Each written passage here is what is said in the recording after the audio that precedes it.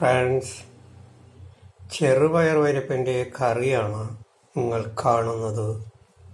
ഇതെങ്ങനെ ഉണ്ടാക്കുന്നു എന്ന് നോക്കാം. പരിപ്പ് നല്ലവണ്ണം വേവിക്കുക. ചെറുപയർ പരിപ്പ്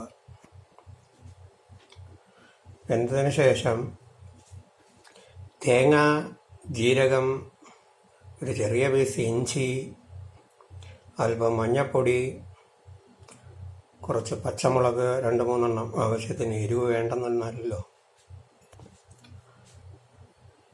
ഇട്ട് മിക്സിയിൽ അരച്ചെടുത്തതിന് ശേഷം ഇതിലോട്ട് ചേർക്കുക. ചേർത്ത് നല്ലവണ്ണം തിളച്ചതിന് ശേഷം കരിവേപ്പില, വറ്റൽമുളക്, ചെറിയ ഉള്ളി എന്നിവ ഇട്ട് കടുവറുത്തെടുക്കുക. ആവശ്യത്തിന് ഉപ്പ് ചേർക്കുക. സദ്യക്കെല്ലാം വിളമ്പുന്ന പരിപ്പ് കറിയാണ് ഇത്. ചെയ്ത് നോക്കൂ.